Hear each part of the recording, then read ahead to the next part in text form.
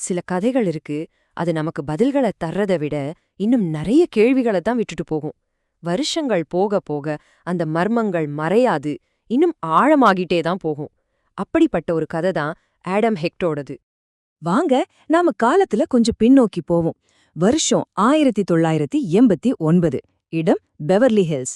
உங்களுக்கே தெரியும், அது ஒரு ஆடம்பரமும் பணமும் கொட்டி கிடக்கிற நகரம். ஆனா அந்த பகட்டுக்குள்ள அதோட நிழல்ல ஒரு மர்மம் பொறக்க போகுதுன்னு யாருக்கும் தெரியாது. இந்த வார்த்தைகள், இதுதான் ஆடம் ஹெக்ட் கேஸோட ஆரம்ப புள்ளி. தன் வாழ்க்கையோட உச்சத்திலிருந்து ஒரு இளைஞன் சின்ன தடையன் கூட இல்லாம மாயமா மறைஞ்சு போறான். அவன் விட்டுட்டு போனது என்ன தெரியுமா? ஒரே குழப்பமான ஒரு புதிரோட சில துண்டுகளை மட்டும்தான். சரி, இந்த மர்மத்தோட முதல் அத்தியாயம் எப்படி ஆரம்பிக்குதுன்னா, ஆடம் காணாம போனது எப்படி கண்டுபிடிக்கப்பட்டதுன்றதுல தான் இருக்கு. யோசிச்சு பாருங்க, ஒரு கார் வாரக்கணக்கா அனாதையா நிக்குது. உள்ள எட்டி பார்த்தா பணம் நிறைஞ்ச பர்ஸ், கிரெடிட் கார்ட்ஸ், ஏன் சாவி கூட அப்படியே இருக்கு. எந்த ஒரு வன்முறைக்கான அறிகுறியும் இல்ல. பார்த்தா இது ஒரு கிரைம் நடந்த இடம் மாதிரியே தெரியல. அப்போ ஆடம் எங்க போனார்? இந்த கேள்வியிலிருந்து தான் இந்த முழு மர்மமும் ஆரம்பிக்குது. ஆடம் ஏன் காணாம போனார்னு புரிஞ்சுக்கிறதுக்கு முன்னாடி முதல்ல அவர் யாருன்னு நாம தெரிஞ்சுக்கணும். வாங்க ஆடமோட கடந்த காலத்துக்கு போவோம். ஆடம் ஹெக்ட் ஒன்னும் சாதாரண ஆள் கிடையாது. சொல்லப்போனா அவர் ஒரு ஹாலிவுட் ராஜ குடும்பத்தை சேர்ந்தவர் மாதிரி. பணம், புகழ், ஆடம்பரம் இதெல்லாம் அவருக்கு பிறக்கும்போதே கிடைச்சது. அவர் வாழ்ந்தது நிஜமாவே ஒரு கனவு வாழ்க்கை. அப்போ அவருக்கு வயசு 23. அந்த வயசுலயே ஆடம் வாழ்க்கையில செம சக்சஸ்ஃபுல்லா இருந்தார். ஒரு நல்ல வேலை, ஒரு காஸ்ட்லியான கார், அழகான வீடு என எல்லாமே இருந்தது. அவரை தெரிஞ்சவங்க எல்லாரும் சொல்றது அவர் ரொம்ப பிரகாசமான நட்பான பையன்தானு. அப்படிப்பட்ட ஒருத்தர் திடீர்னு காணாம போறார்னா நம்பவே முடியல இல்லையா? எல்லாமே சரியா போயிட்டு இருந்த ஆடமோட வாழ்க்கையில ஒரு எதிர்பாராத சந்திப்பு ஒரு பெரிய மாற்றத்தையே கொண்டு வந்தது. அந்த ஒரு சந்திப்பு தான் இந்த கேஸோட மையப்புள்ளியாவே மாறிடுச்சு.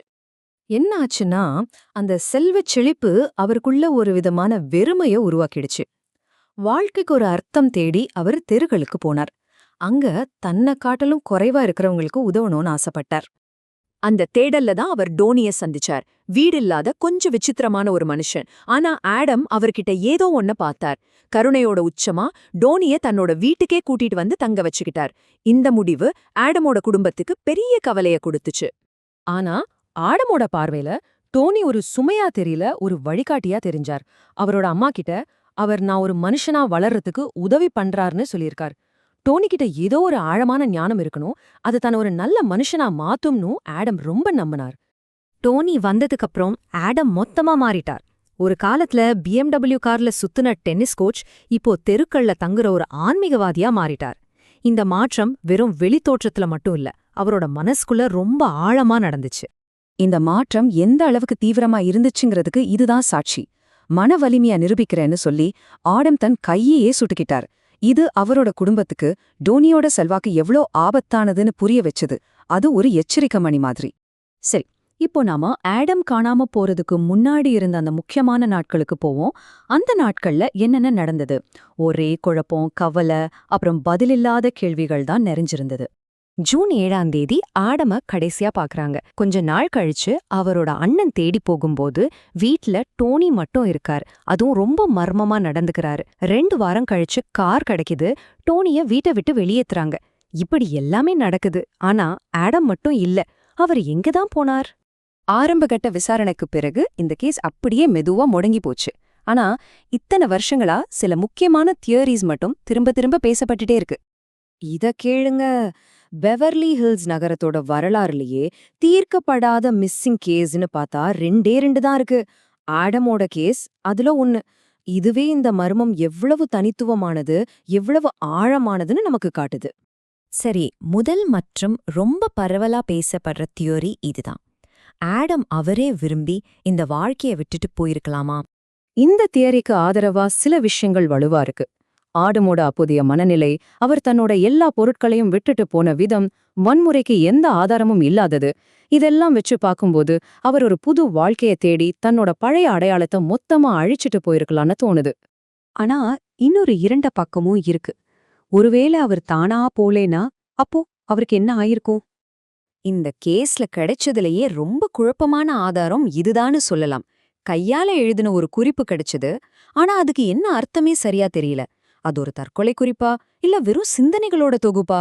இந்த கேஸ்ல எவ்வளவு நிச்சயமற்றதன்மை இருக்குன்னு இந்த ஒரு மேற்கோளே தெளிவா காட்டுது. 35 வருஷம் ஓடிருச்சு. காலம் நிறைய விஷயங்கள மாத்திருக்கலாம். ஆனா ஆடமோட கேஸ்ல அது கேள்விகளை மட்டும்தான் அதிகமாக்கியிருக்கு. இப்போதான் இந்த கதையோட ரொம்ப விசித்திரமான, நம்பவே முடியாத ஒரு திருப்பம் வருது.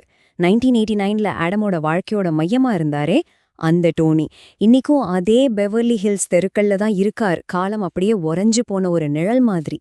சமீபத்துல ஆடமோட சகோதரர் டானிய சந்திச்சப்போ அவரு சொன்ன வார்த்தைகள் தான் இது. இந்த வார்த்தைகளுக்குள்ளே என்ன அர்த்தம் ஒளிஞ்சிருக்கு? இது சும்மா யதார்த்தமா சொன்னதா இல்ல இதுக்குள்ளே ஏதாச்சும் உண்மை மறைஞ்சிருக்கா? இந்த பதில் இன்னும் குழப்பத்தை அதிகப்படுத்துது. கடைசியில நாம இங்குதான் வந்து நிக்கிறோம். ஆடம் ஹெக்ட் உண்மையிலே தன்னோட சொகசான வாழ்க்கைய தூக்கி எரிஞ்சிட்டு ஒரு ஆன்மீக பாதைய தேடி போனாரா? இல்ல அவரோட கருணையும் தேடலும் அவரை ஒரு ஆபத்தான முடிவுக்கு கொண்டு போயிடுச்சா? இந்த மர்மம் நமக்கு பதில்களை தரல. ஆனா நம்மளோட யூகன்களுக்கே ஒரு பெரிய சவாலா நிக்குது. இந்த கேஸ் இன்னும் முடியல. ஆடம் ஹெக்டுக்கு என்ன ஆச்சுன்னு உங்களுக்கு ஏதாவது தகவல் தெரிஞ்சா, அது எவ்ளோ சின்ன துப்பாக்கி இருந்தாலும் சரி, அது ஒரு குடும்பத்தோட இத்தனை வருஷ தேடலுக்கு ஒரு முடிவை கொடுக்கலாம்.